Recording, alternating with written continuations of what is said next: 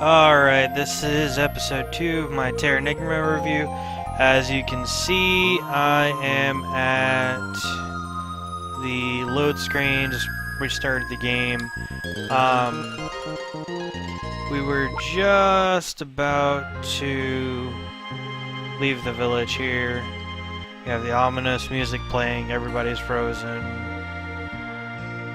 Probably all ready to go and actually start seeing some combat and the actual gameplay instead of just dialogue. It's a JRPG, what do you want? Dialogue, and about 2 minutes of actual combat.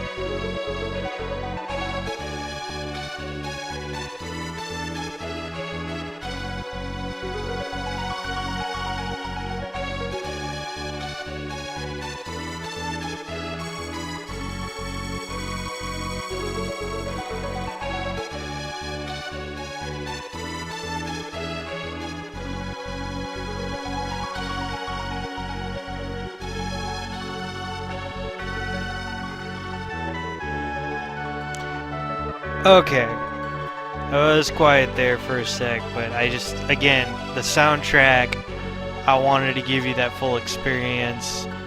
The visuals, I mean, granted, it's Super Nintendo, it's pixelated, but you just gotta put yourself in the seat and go back to the 90s on a CRT TV, and you see this.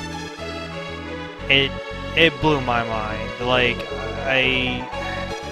it blew my mind in the early 2000s when I played this in an emulator. I just looked at this and I thought, knowing what I knew about the Super Nintendo and the other games at the time, it just blew my mind that there was a game like this.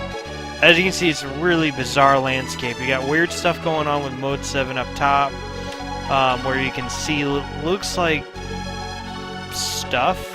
You can see there, it's kind of like glowing, so you think it might be like a river or something. I spent some time trying to figure out what that was when I first started playing. And then on the down below, you've got what looks like snow, and these crystals, and lava, and you're not sure what to make of it, you know. You're not sure where this is supposed to be located. Is it, you know, an original location? All that fun stuff. Anyway, let me stop boring you and let's get right into it. So, starting back from where I was before I started wandering around showing the scenery off, that's the village we came from. We go down here, go to the left, and like the elder mentioned, there's 5 towers. I would go to each tower and show you what happens if you try and skip ahead, which it'll stop you and say, hey, you're not ready yet. Actually, I can do that for 1 tower. I can do that for 1 tower here. Let me find the next. There's one. I think that's tower 2.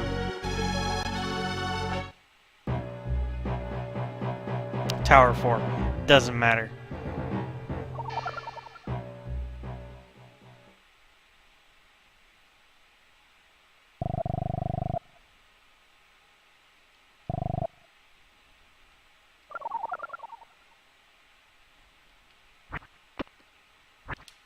And you can see it won't let you skip ahead. So yeah, it wants you to go back to Tower 1 here. That's Tower 3, I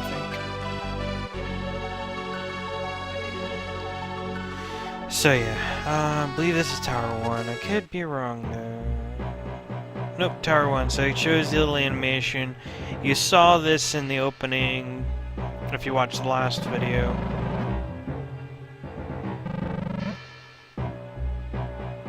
See, we got the statues on the sides. We approach it. Face Man shows up.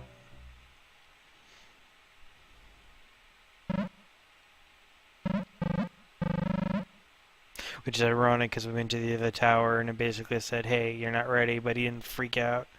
But hey, you know, it's scripted.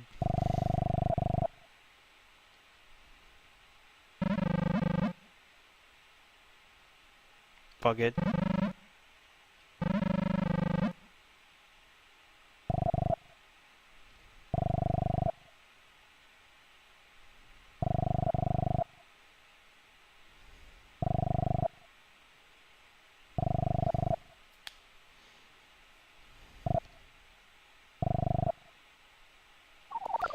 More corny Japanese dialogues. You know, this has got some good stuff in there, but you know, this game is coming from a development company, coming from a Japanese culture, so perspective. So some of the lines are a little weird because the translation they tried to do kind of a direct translation, so it comes off a little weird. Anyway, I made my first mistake. I have no weapon equipped. So let's fix that. I got my armor, but I'm gonna need a weapon. So we're gonna equip the spear here. Cry spear. Alright, let's kill some stuff. So, attacks. We'll go through this very briefly. Basic attack. If you mash A, you get a chain attack. If you can jump attack. And you also have your running that you can do. And you have a run dash. And then the ultimate move, which does the most damage, but you have to be very careful depending on certain enemies that will kill you if you try this. The jump dash downward spear kick thing. There's a name for it. I really don't care. It's an attack. It does stuff. Naming convention doesn't matter. Things die when you do that to them. And you die, well, get hurt if you run into these dudes. So pretty much, as you can see, I lost 1 health, but I get it right back because you regen 1 health per second with the Cry Spear equipped in this area. I'll explain a little bit more of that when we get to the next set of areas. As you can see, I can attack dudes and they pretty much die in 1 hit. It's a starter area. They didn't really...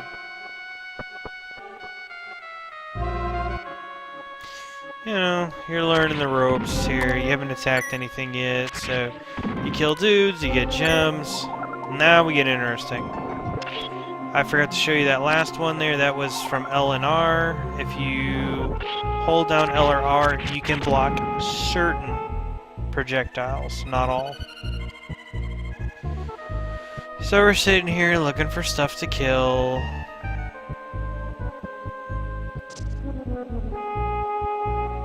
You start at level 1, you got 28 health. I should explain. That little blue thing up there is a Magirock, and we're gonna get that. But first, we're gonna kill some dudes. Shield. The shield is only semi-useful. It doesn't block physical attacks. However, it will save your butt in certain situations.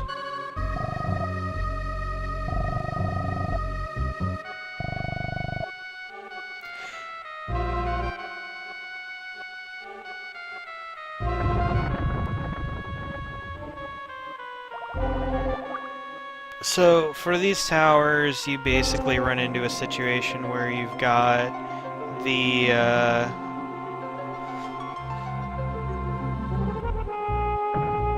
enemies on each level. One of them has the spirit dude, and, by killing the right enemy, he'll appear, which will cause, and that's what happens when you get hit with the fireballs. It's supposed to be like a you know how that is with the Japanese spirits, and they've got the little flames that kind of float with them. You get a Magirock.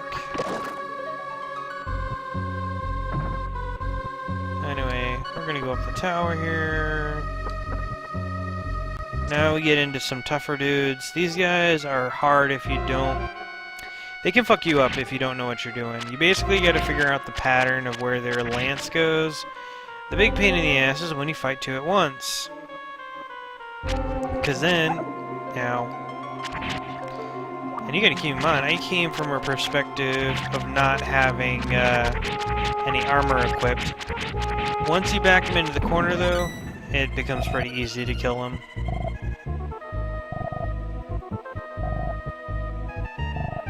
Stats are kind of randomized. It all balances out at the end. Some other games are like that. At the time, you know, you're thinking it's simple. Well, some of the Super Nintendo RPGs got pretty complicated with the stats. You could choose what stats you wanted to go where, but for the most part it was auto-leveling anyway, so standard fare. I think that they would have been fine if they had let you manually choose what stat you wanted to level up, but it is what it is. Luck is critical. Everything else is about the same. Strength, damage, life, health, defense, damage reduction.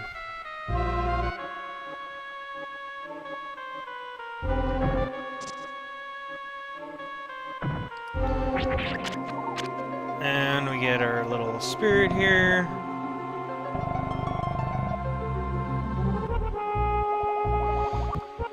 And it's telling you to observe. And you're looking around and you're like, okay, well, what am I observing? And you observe a chest. So you're thinking, oh, okay, well, the chest obviously solves my problem, but if we go and check the menu, which some of you may have noted from earlier what the small bulb is, but we can go check it out. We have two of them now. There you go. I don't think it tells me...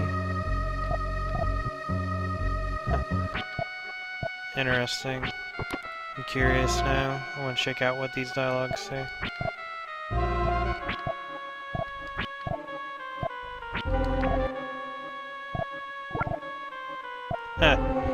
Nice.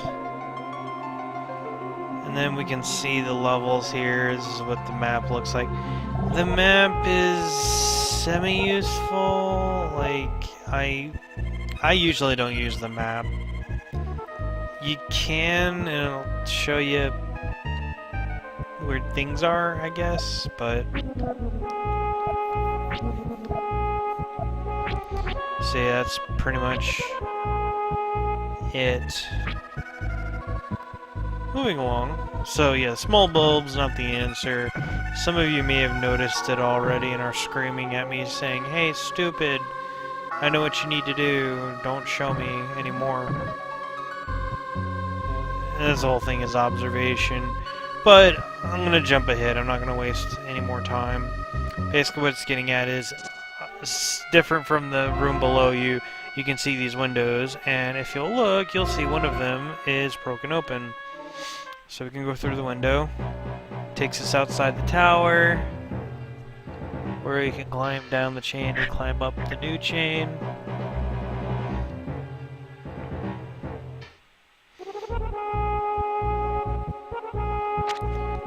Enemies to kill.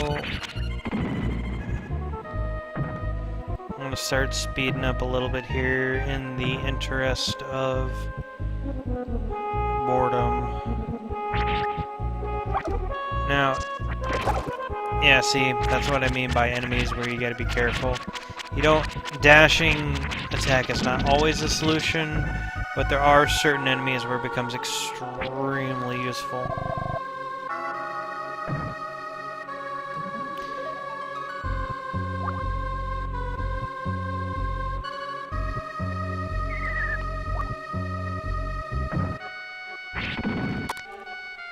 And as you can see, certain moves do different amounts of damage. I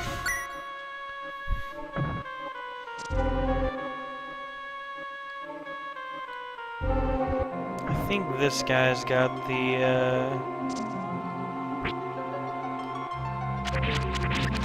It's kind of hard too from the 2D perspective, especially when they have the weapon on one arm. You're trying to figure out which arm is where.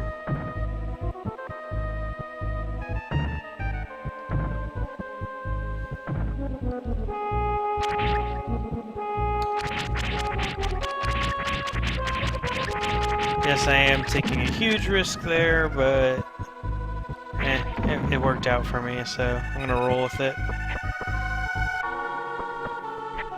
Alright, here we are on the top floor. For this tower, there's not much to it. You just kind of roll with the punches.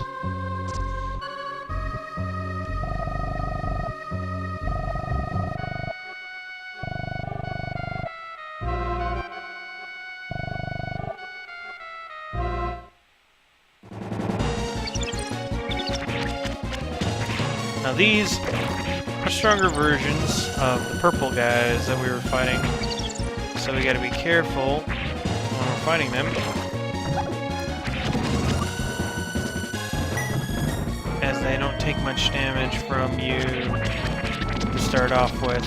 As you level up, these guys get easier to kill, but you only fight them a couple times.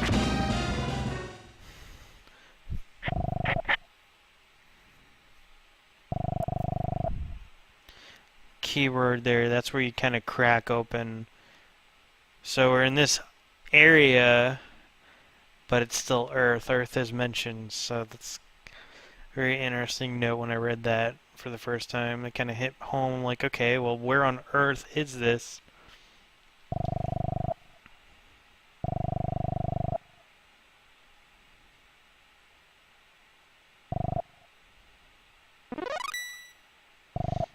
And of course we leveled up from killing a bunch of dudes.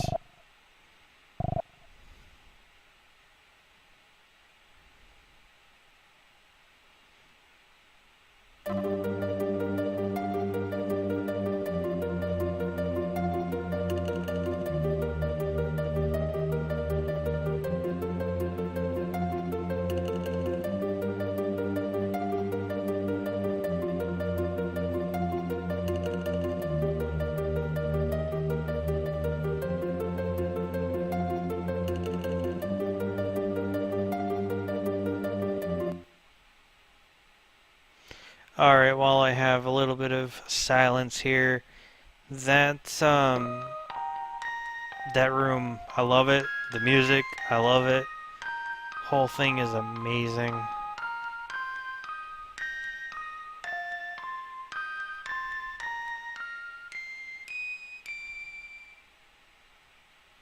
As you could see in that other room, you could see the zodiac and the stars and all that fun stuff. What does it mean? It's hard to say at this point. I couldn't quite figure it out myself. So we can see some mountains and some snow. And this next part is where we kind of really get a clue.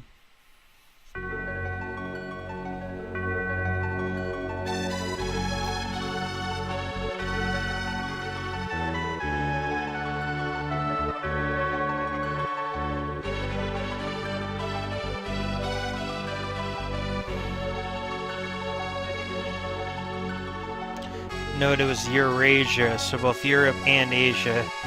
Pretty big chunk of the globe was resurrected. So now we kind of starting to get, we had references to an outside world, crystal blue, memories of the past. They have this frozen wasteland we're in. That the Guardian mentioned Earth, talked about resurrection. We resurrected Eurasia. So we can kind of see we're starting to, you can pretty much discern you're reviving the world, but you're like, well, what happened to the world? Why am I resurrecting it? We got a few answers. Now we have many more questions. Onward to Tower 2.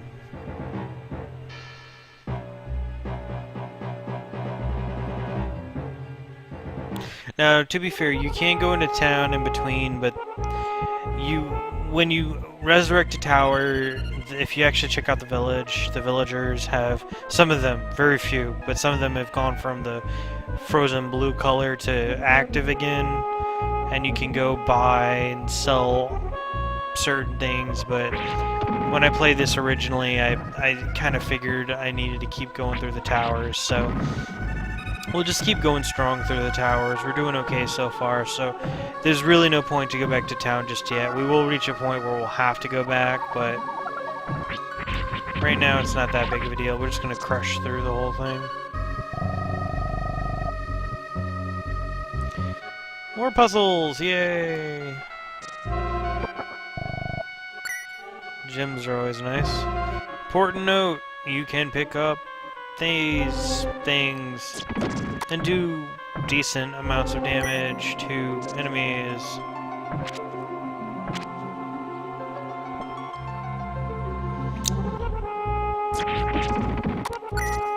And kill multiple enemies with one pot.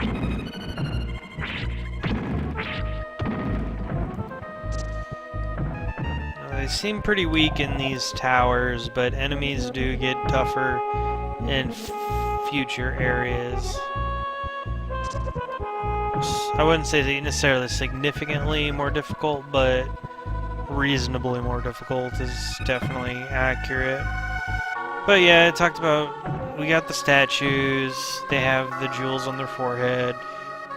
Long story short, you push them to the side, you can go up the stairs. I am pretty sure that would have taken a few people a while to figure out. Because at that point you had no indication that you could actually push anything. Now, kind of skimming over that, but we just killed their name was Cadet, which you'll find out the name shortly. Wizard dude, he can project little orbs of something.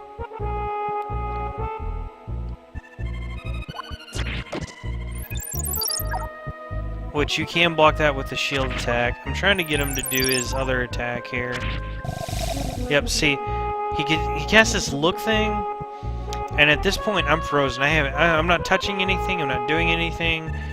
I'm not sure the trick behind this. There's a trick to breaking the look where it sends it back to him.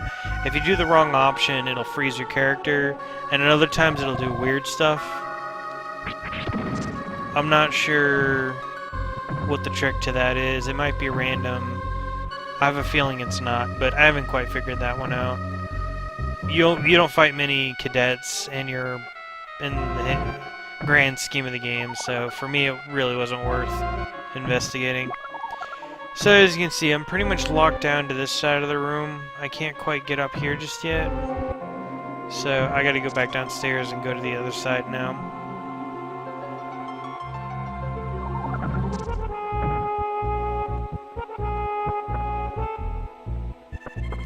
And as you'll notice, enemies respawn, which is good and bad.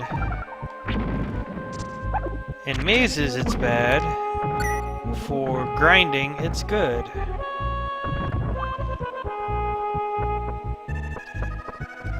Now, in this game, I'm going to try not to do much grinding. Anything that I do that wise is going to be pretty much unintentional. Right, I'm stupid. Oh, he mentioned the switches. Never mind. Yeah, so the spirits don't respawn.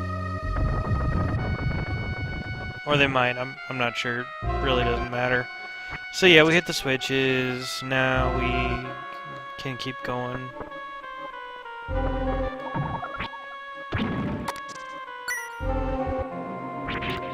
And pretty much the rule of thumb for this game is learning the right attack for the right job. Not all attacks are necessarily gonna be end-all be-all. More questions. Now the cadet, if you do it right and you hit him hit his sprite more towards the edges with a little jump dash attack, it's a nice move, but you really gotta be good at lining things up, and I'm not the most accurate player.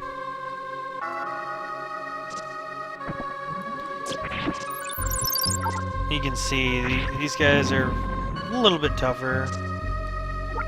So we're gonna hit the switches here. Took me a while also to figure out those were the switches, just because the color. I was looking for gold, because the color on those matches the majority of the surrounding room, and it really didn't look kind of that gold color to me. I thought it was more of a metal. Yeah, see, I can't quite figure out, so... Yeah, see, I can't... There's something...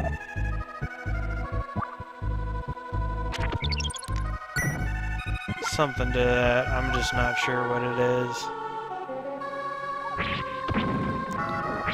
I just go by the rule of thumb of if it moves, kill it. Actually, let me rephrase that. If it moves, and I can use my spear, try to kill it. And obviously, that being the fourth switch, this part opens up here.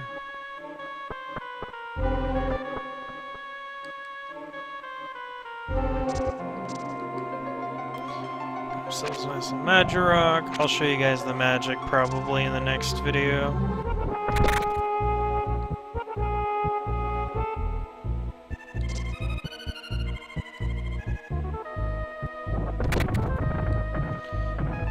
Oh, I kind of skipped over that. Yeah, you search the room and you wind up finding the only things that are different are the statues.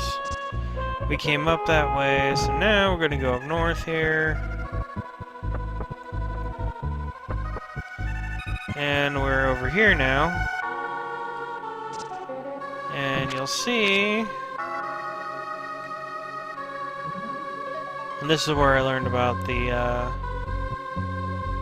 pods. I'm like sitting there, I'm like, how in the hell do I hit that switch? I was looking for any... I guess I would literally skim the edges of the wall there looking for an entrance. Mainly what I'm doing here, skimming the room, is looking for Magirocks, though. I want to make sure I don't miss many of them, just because with me showing off the different magic, I'm going to burn through quite a bit of Magirocks. Hey, pick it up, line it up, throw it, it hits it. And, oh, wow. That was so hard. But, honestly, if you're not paying attention, it can be a little bit difficult to figure that out. And we're back to one of my most favorite rooms in this game. If it wasn't such a difficult layout, I'd love to make a room like this in my house. Pentagons are actually kind of hard to work with.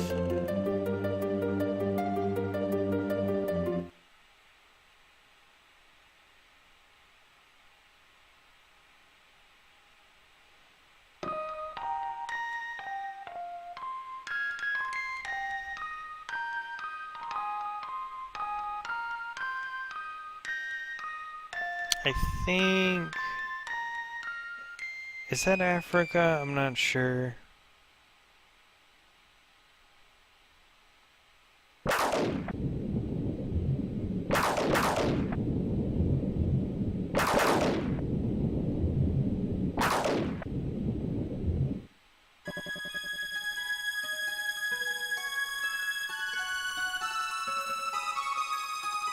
The kicker's the river, so it might be the Amazon, be South America, but I think it's Africa, honestly.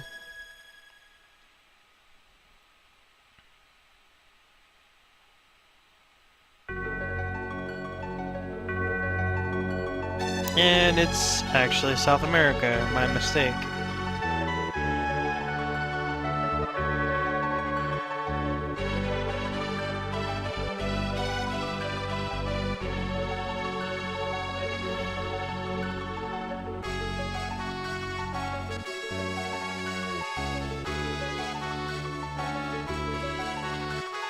And it shows you the villagers getting restored.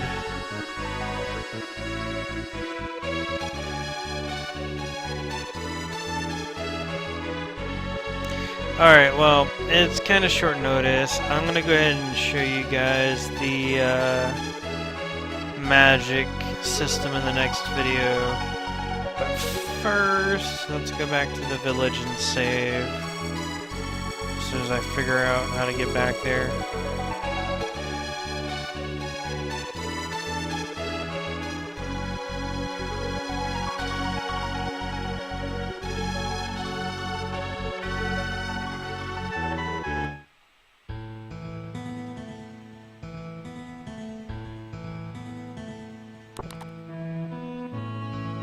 And you go and you talk to the elder. He doesn't really say anything different. You'll see most of the people are still frozen, which is why it's kind of pointless to come back to the village unless you need to save. Which is if you're playing on the actual console, it's pretty important. But anyway, folks, I will catch you on the next video.